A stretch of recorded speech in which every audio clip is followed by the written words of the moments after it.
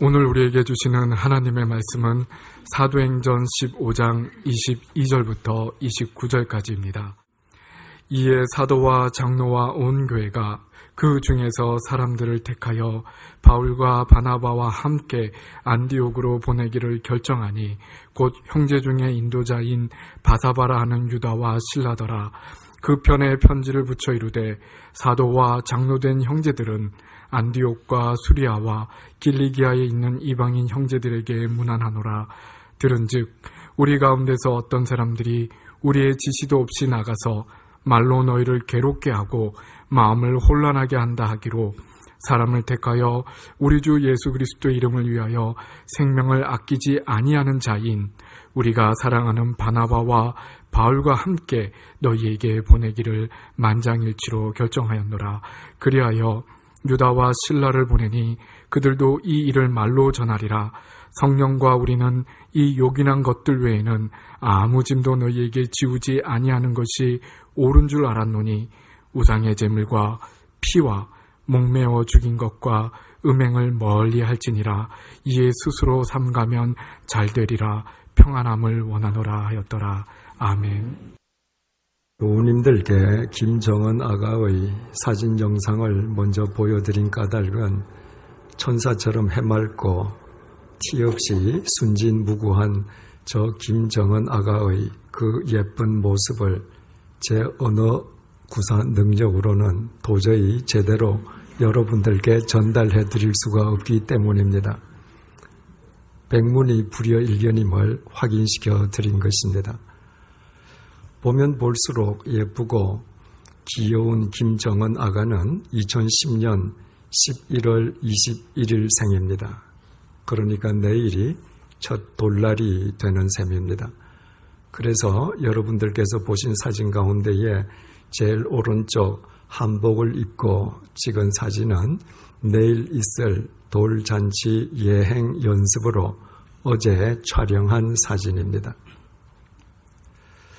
저처럼 천사 같은 모습으로 첫 돌을 맞이하는 김정은 아가를 보면 저렇듯 행복한 모습으로 자라나는 가정은 얼마나 행복한 가정이겠습니까? 또 저런 표정의 아이를 키우는 부모는 얼마나 이상적인 부모이겠습니까? 그러나 놀랍게도 김정은 아가는 부모로부터 버림받고 지금 현재 아동복지시설인 성애원에서 보모들의 손에 의해 양육되고 있습니다. 부모에 의해 버려지는 아이들은 관할구청의 확인을 거쳐서 국가가 경영하는 아동센터로 옮겨지게 됩니다. 그곳에서 또 필요한 과정을 거친 뒤에 아동복지시설로 입소되게 되는데 바로 그때 아동센터에서 아가에게 한글로 이름을 지어준 뒤에 아동복지시설로 입소시키게 됩니다. 경기도 이천에 있는 아동복지시설 성애원에서는 그런 아가들이 입소할 경우에 그 아가의 사진과 신상 명세서를 제게 보내줍니다. 아동센터가 아가들에게 한글로 지어준 바로 그 이름에 성경 말씀을 토대로 한자 이름을 덧붙여주고 바로 그 말씀을 그 아가가 일평생 삶의 지침으로 삼고 살아가도록 해주려는 성애원 원장님의 배려로 인함입니다. 그동안 제가 한자 이름을 붙여주었던 아가들은 모두 김정은 아가처럼 밝고 맑은 표정들이었습니다. 그러나 약 한 달 전에 김정은 아가의 사진과 신상 명세서를 접하고 제 가슴은 찢어지는 아픔을 겪어야만 했습니다. 그 신상 명세서에 기록되어 있는 내용 때문이었습니다. 아동의 모, 아동의 어머니라는 말입니다. 본명이 밝혀져 있지만 가려드리도록 하겠습니다. 아동의 모, 아무개, 27세는 미혼모로서 2010년 11월 21일 애인 아무개와 함께 성 바오로 병원을 방문하여 응급 분만하였으며 영아는 미숙아 및 선천성 매독 진단을 받고 신생아 중환자실로 입원됨. 2010년 11월 23일 모 아무개는 영아를 유기하고 탈원하였고 영아는 2010년 11월 21일부터 2010년 12월 30일까지 인큐베이터 케어를 받았으며 현재 건강 상태가 호전되고 매독에 관한 추가 조치가 필요치 않다는 의사 소견이 있어 동대문구청 가정복지과에서 아동센터에 입소 의뢰함. 저 천사 같은 모습의 김정은 아가는 태어날 때부터 선천성 매독 환자로 태어났습니다. 어미의 태 속에 핏덩이로 있을 때부터 매독 환자가 된 것입니다. 몹쓸 어미와 아비로 인해서 태 속의 핏덩이가 매독균에게 마구 유린당할 때 만약 그 핏덩이가 말을 할 줄 알았다면 매독균에게 짓밟히는 그 고통을 절규하지 않았겠습니까? 김정은 아가의 생모는 자기 딸을 선천성 매독 환자로 태어나게 한 것도 모자라서 아기를 낳은 지 이틀째 되는 날 아기를 병원에 버려두고 도주해 버렸습니다. 그 여인은 철부지 10대 미혼모가 아니었습니다. 무려 27세에 달하는 성인이었습니다. 돈이 없어서 아가를 길바닥에서 분만해야만 하는 빈민이었던 것도 아니었습니다. 애인과 당당하게 성 바오로 병원을 찾아가서 분만을 요청할 정도로 여유 있는 사람이었습니다. 그녀의 신상에 대해서 아무것도 알 수 없는 신원 미상의 인물이었던 것도 아니었습니다. 그 여인은 성 바오로 병원에 입원할 때 원무과에 자신의 본명과 주민등록번호를 버젓이 남겼습니다. 바로 그 생모로부터 천사 같은 정은 아가는 선천성 매독 환자로 태어났다가 이틀 만에 버림받았습니다. 태어나기도 전부터 그리고 태어나면서부터 저 조그마한 아가가 겪어야만 한 시련과 고통을 생각할 때 어찌 제 마음이 통증을 느끼지 않을 수 있었겠습니까? 그와 동시에 한편으로는 감사한 마음도 들었습니다. 선천성 매독 환자로 태어났다가 죽음 속에 버려진 저 아이를 위해 여러 기관과 많은 분들이 수고하고 애써 주신 데 대한 감사함이었습니다. 성 바오로 병원은 정은 아가의 생모가 출산 이틀 만에 아기를 병원에 버려두고 도주해버렸지만은 정은 아가를 내팽개치지 않았습니다. 미숙아로 태어난 정은 아가를 한 달 열흘이나 인큐베이터 속에서 양육해 주었고 선천성 매독 환자로 태어난 정은 아가를 완전히 치유시켜 주었습니다.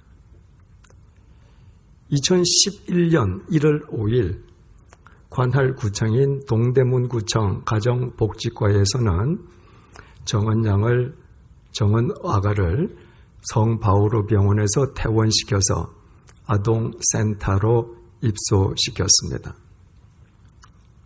당일 아동센터에서는 이런 기록을 남겼습니다. 대상 아동은 출생병력, 미숙아, 저체중아, 자궁 내 성장 지연, 선천성 매독과 같은 출생병력이 있어 안전한 보호를 위하여 서울시 어린이병원으로 입소 당일 입원 조치함. 성바오로 병원이 정은 아가의 매독 증세를 완전히 치료해 주었음에도 불구하고 정은 아가를 받은 아동센터에서는 만일을 대비해서 정은 아가를 위하여 정은 아가를 다시 서울시 어린이병원에 입원시켜서 철저하게 검진을 받게 했습니다.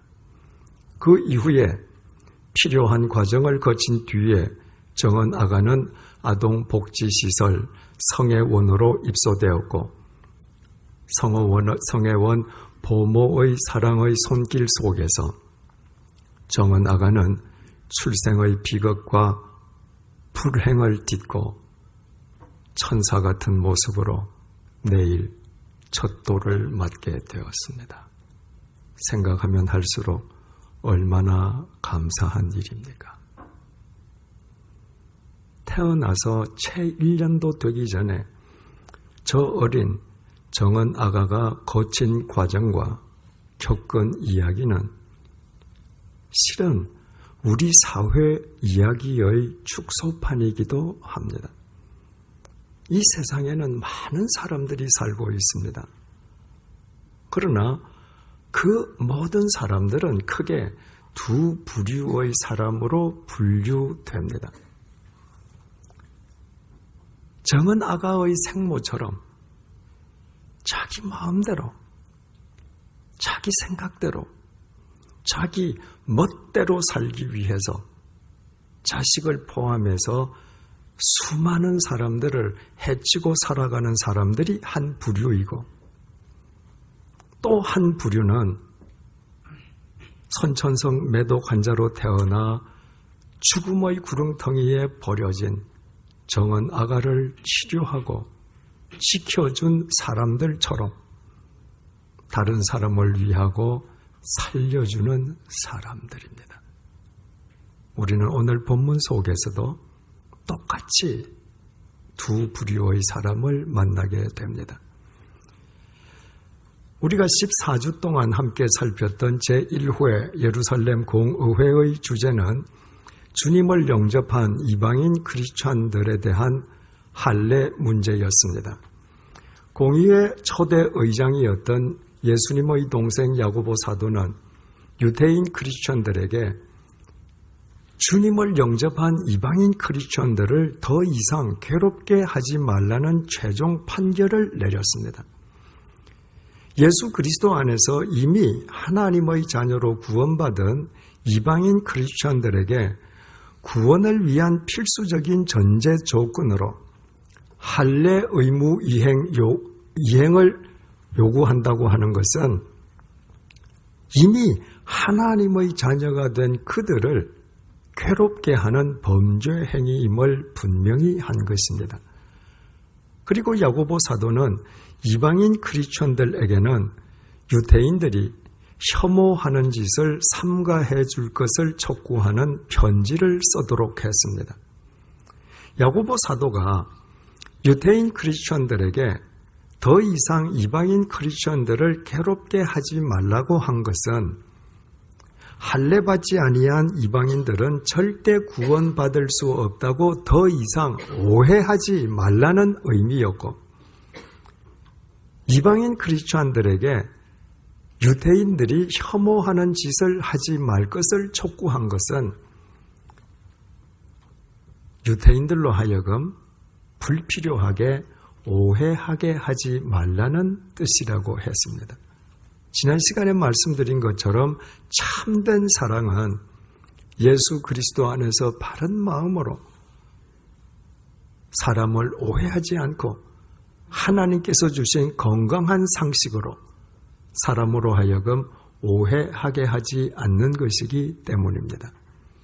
오늘의 본문은 야고보의 그 최종 판결 이후에 취해진 후속 조처 내용을 전해주고 있습니다. 22절입니다. 이에 사도와 장로와 온 교회가 그 중에서 사람을 택하여 바울과 바나바와 함께 안디옥으로 보내기를 결정하니 곧 형제 중에 인도자인 바사바라 하는 유다와 실라더라. 사도와 장로와 온 교회라 함은 예루살렘 공의회에 참여했던 모든 교인들, 바꾸어 말씀드리면 예루살렘 모 교회에 속한 모든 교인들을 일컫습니다. 그들 중에는 분명히 조금 전까지 예루살렘 공의회에서 이방인 크리스찬에 대한 할례 의무 이행을 주장하던 사람들이 상당수에 달했습니다. 그러나 그들은 모두 한결같이 야고보 사도의 최종 판결 앞에서 자신들의 주장을 철회했습니다. 할례도 받지 아니한 이방인 크리스천들에게 하나님께서 어떻게 구원의 은총을 베풀어 주셨는지를 입증하는 베드로, 바울, 바나바의 증언을 통해 자신들의 생각이 그릇되었음을 이미 깨달은 뒤였기 때문입니다. 예루살렘 교인들은 모두 한 마음이 되어 바울과 바나바와 함께 예루살렘 모 교회에 속한 유다와 실라를 안디옥 교회에 파송하기로 했습니다. 공의회 의장이었던 야고보는 자신의 최종 판결 내용을 안디옥 교회 이방인들에게 편지하라고 했습니다. 그러나 예루살렘 교인들은 예루살렘 모 교회에 있는 유다와 실라를 택하여 그들로 하여금 바울과 바나바와 함께 안티옥으로 직접 그 편지를 들고 가서 안티옥에 있는 이방인 그리스도인들 앞에서 그 편지 내용을 직접 낭독하게 했습니다. 야고보의 최종 판결 내용에 대한 권위를 보다 확고하게 하기 위함이었습니다. 본문 23절입니다. 그 편에 편지를 붙여 이르되 사도와 장로된 형제들은 안디옥과 수리아와 길리기아에 있는 이방인 형제들에게 문안하노라.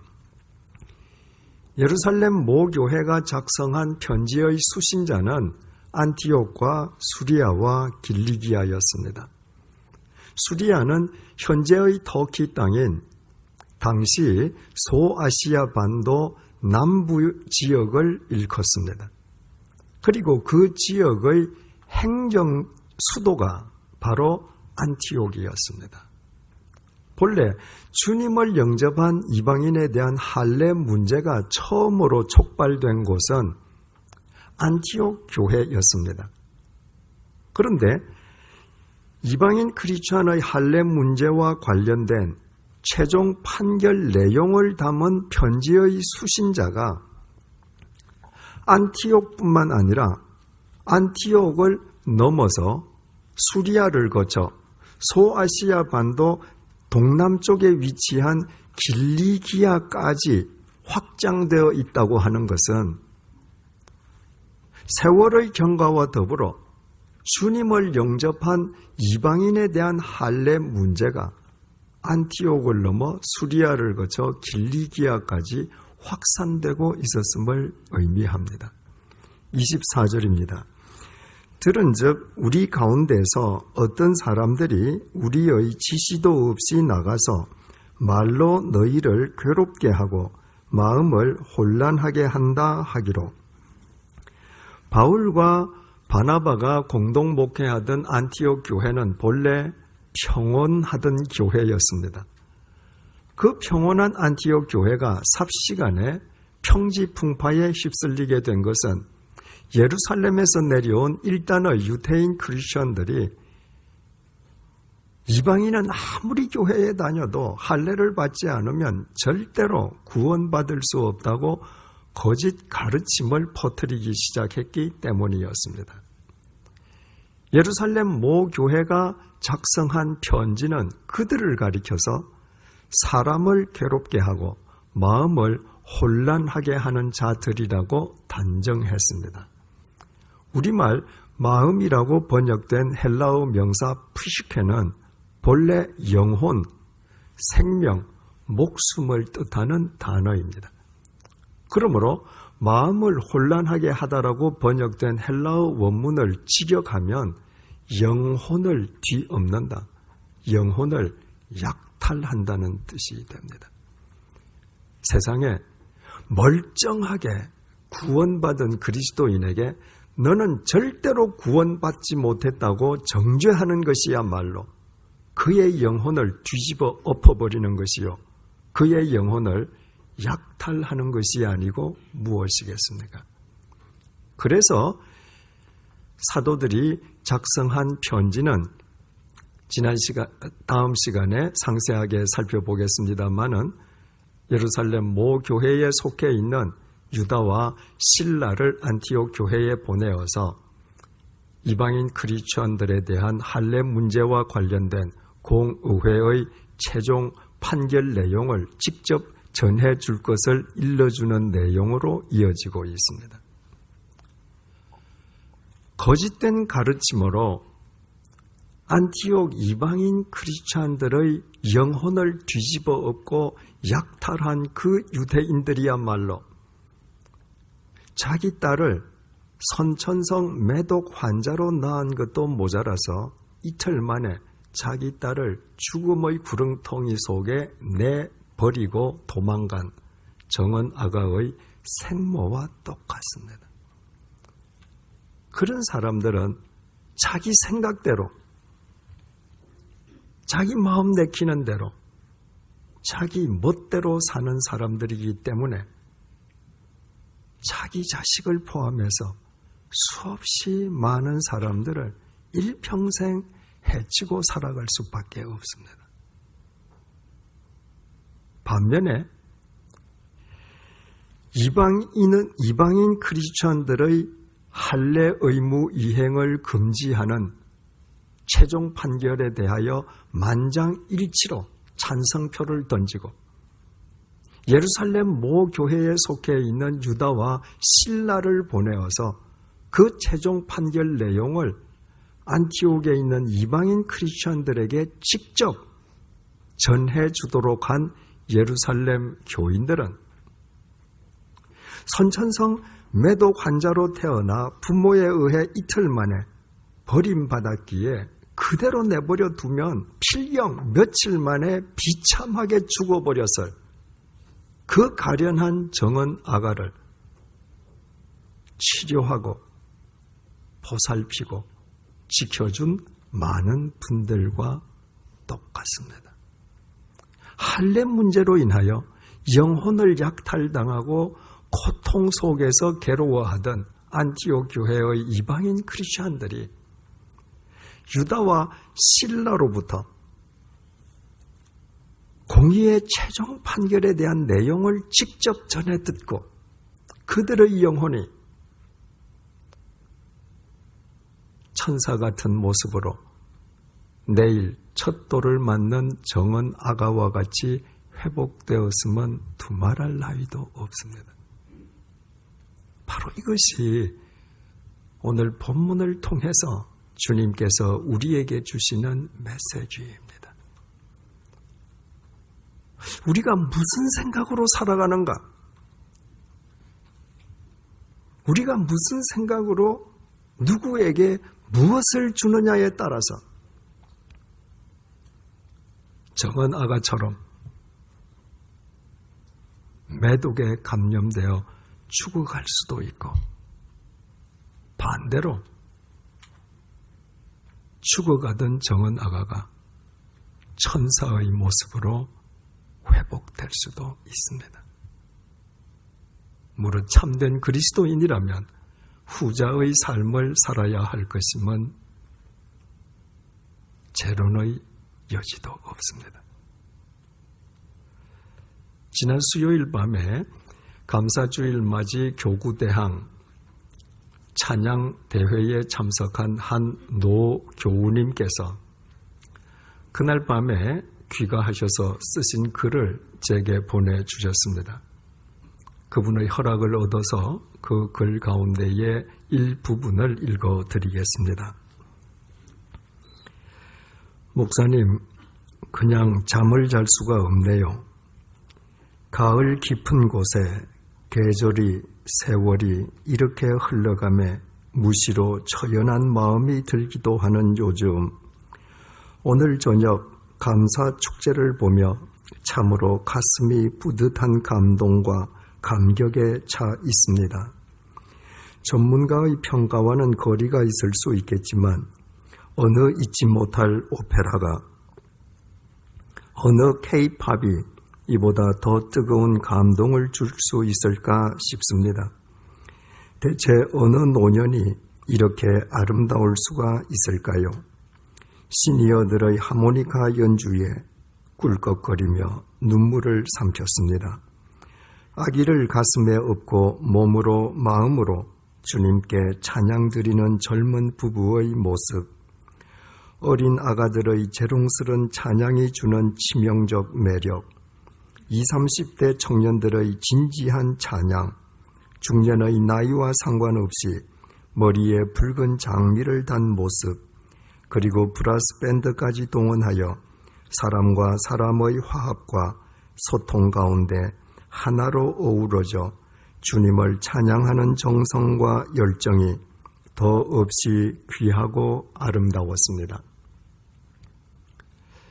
그날 밤에 참석하신 분들은 다 같은 심정이리라고 생각합니다만은 남녀노소가 한 마음이 되어 하나님께 감사의 찬양을 드리는 모습은 눈시울이 뜨거워질 정도로 감동적이었습니다.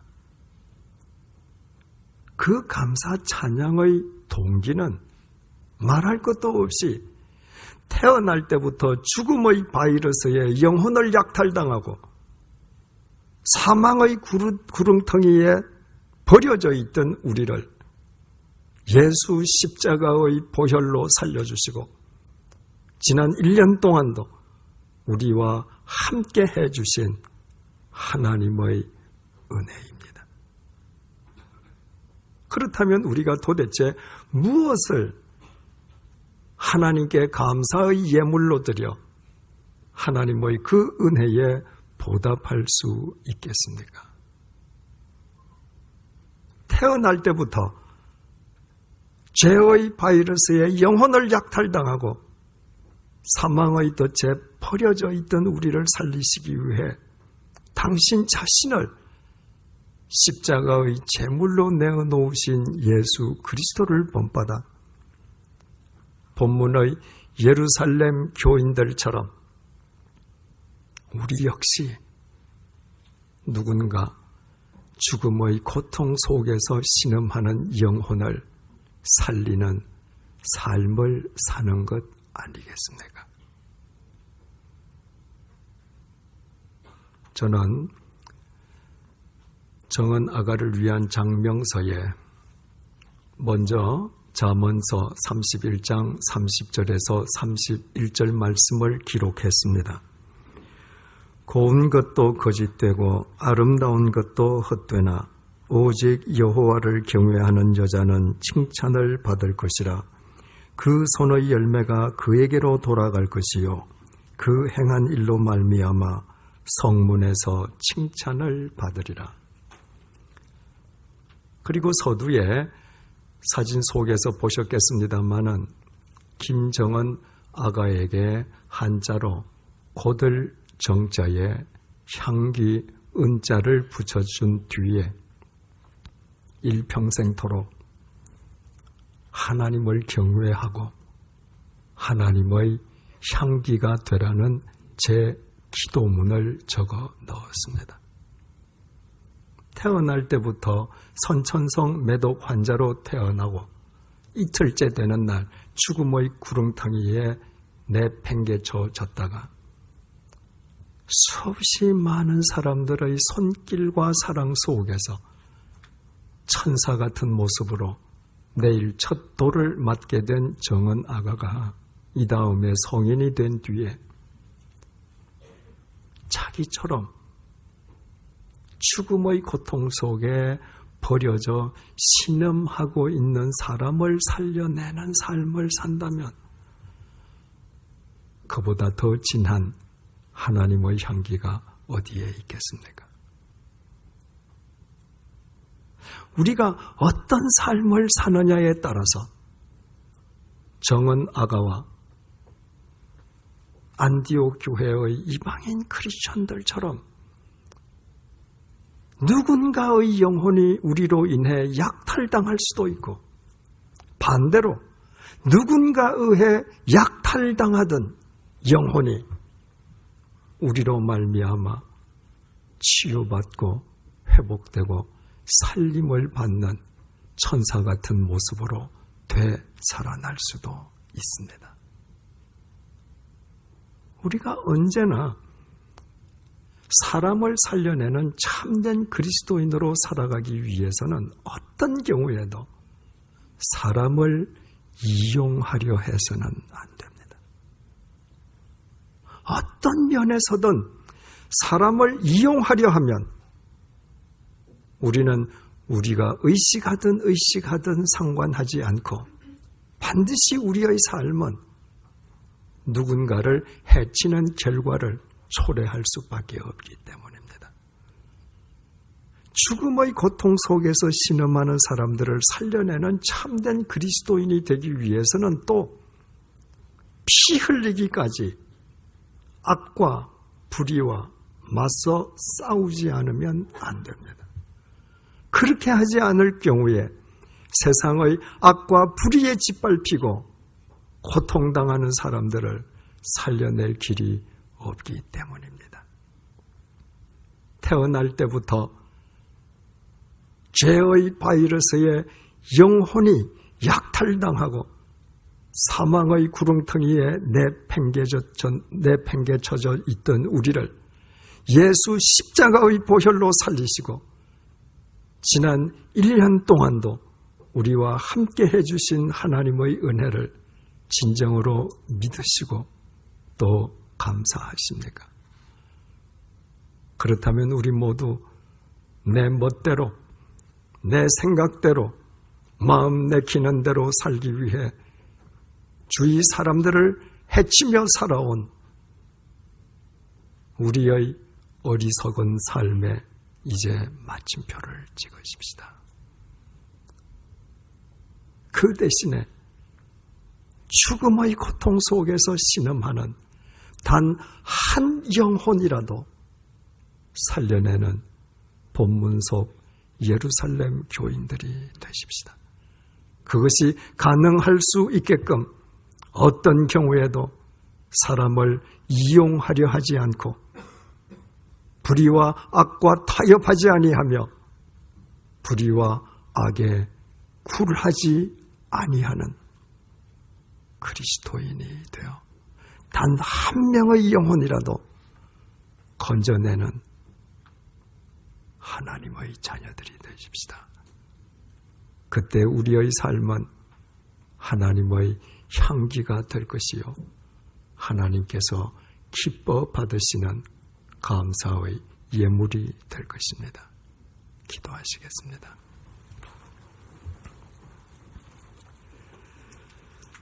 태어날 때부터 죄의 바이러스에 감염되어 영혼을 약탈당하고 죽음의 고통 속에 벌어져 있던 우리를 주님께서 당신의 십자가 보혈로 살려주시고 천사보다 더 귀한 하나님의 자녀로 삼아주셨을 뿐 아니라 올 한 해 동안도 함께해 주셨음을 진심으로 감사드립니다. 그러나 우리는 주님의 구원을 입고서도 새 생명의 삶을 살려 하지는 않았습니다. 도리어 주위 사람들에게 세상의 바이러스를 전염시키고 헛된 가르침으로 많은 사람들의 영혼을 약탈하는 범죄를 저질러 왔음을 회개하오니 용서해 주십시오. 오늘 감사주일을 맞아 우리를 살려주신 주님께 드릴 참된 감사의 예물이 무엇인지 일깨워 주셔서 감사합니다.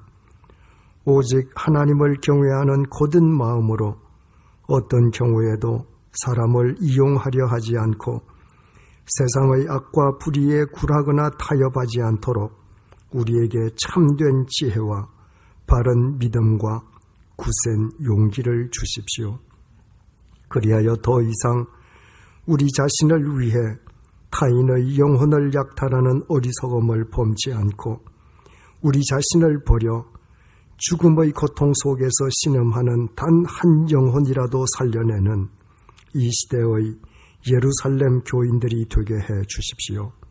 그와 같은 우리의 삶이 매일 하나님을 향한 감사의 예물인 동시에 세상을 향한 하나님의 향기가 되게 해 주십시오. 예수님의 이름으로 기도드립니다. 아멘.